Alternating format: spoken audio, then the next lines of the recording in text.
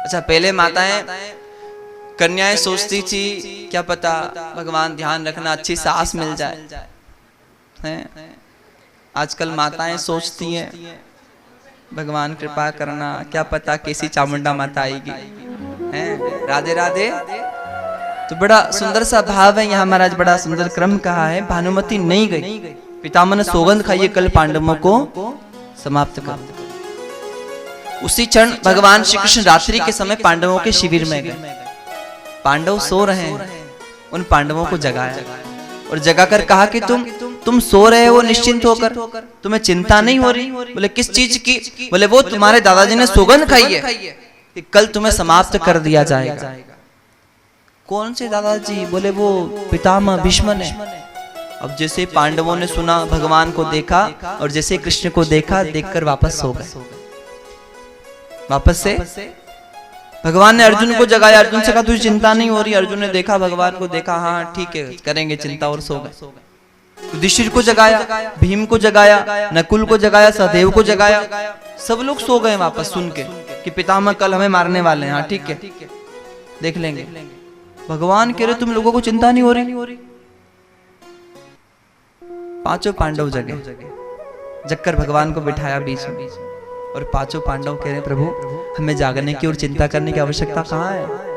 जब हमारे लिए आधी रात को स्वयं चार भुजा नाथ द्वारिकाधीश चिंता कर रहा है, तो फिर हमें चिंता करने की आवश्यकता नहीं। हमारी चिंता आप कर रहे हो ना, और हमने हमारे रथ की डोर आपके हाथ में सौंप दी है।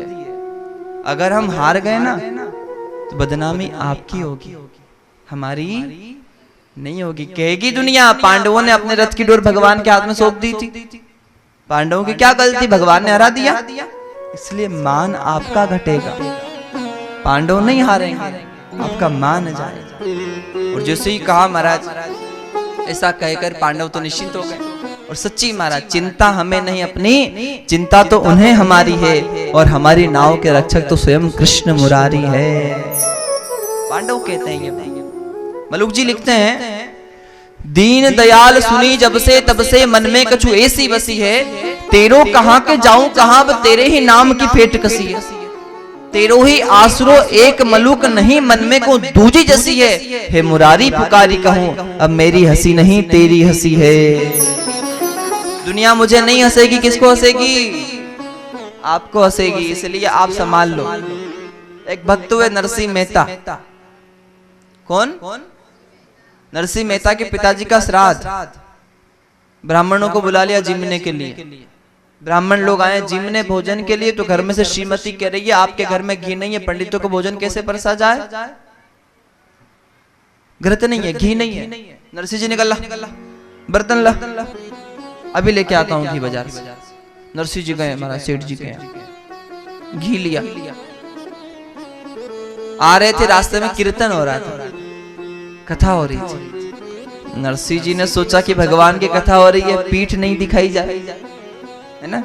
कीर्तन हो कथा हो तो महाराज 5 मिनट जाके, भले समय नहीं है तो 5 मिनट जाकर राम राम कर लो फिर आ जाओ। तो नरसिंह जी ने सोचा कथा को पीठ नहीं देना चाहिए, तो 5 मिनट जाके कथा में बैठ जाते हैं। और जैसे ही नरसिंह जी कथा में गए बैठने के लिए, तो बैठे नहीं, रम गए। सुन रहे हैं कथा, पंडित जी गीत गा रहे हैं और ये नाच रहे हैं, ये भी गा रहे हैं। भूल गए कि घर में पंडित जी भूखे बैठे। बोलो भक्त और भगवान ने।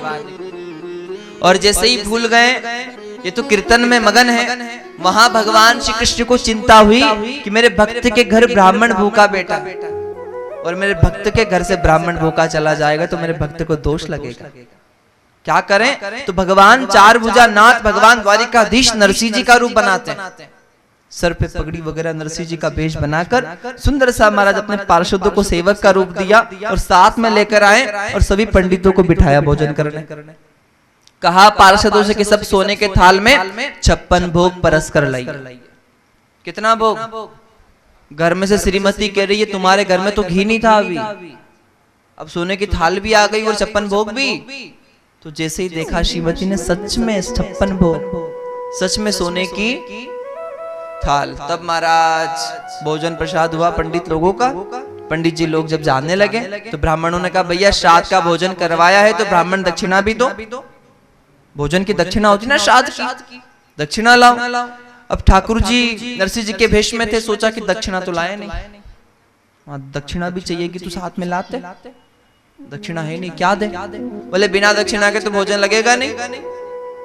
तो नरसिंह जी महाराज जो भगवान के भेष में ही भगवान ही है, उन्होंने कहा पंडित जी ऐसा करो, आपने सोने की थाली में भोजन किया है? बोले हाँ। बोले थाली अपने साथ दक्षिणा में ले जाओ महाराज।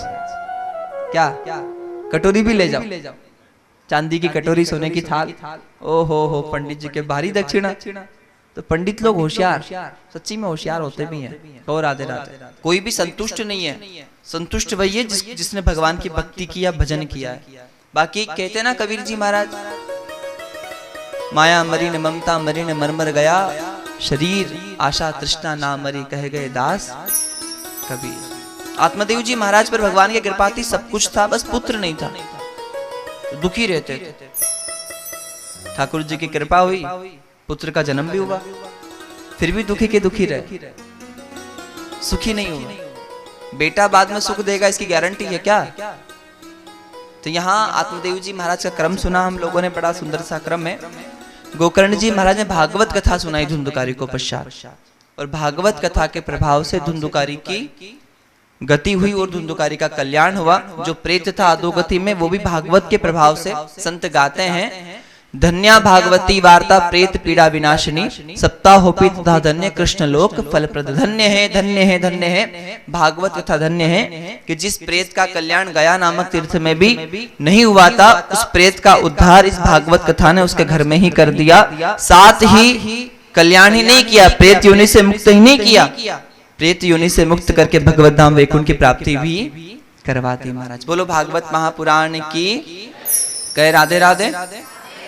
तो बड़ा सुंदर सा यहाँ महाराज धुंधुकारी का कर्म श्रवण किया, महाराज गोकर्ण जी की कथा को सुना। इसके बाद में सुंदर सी कथा आती है, कथा के श्रोता।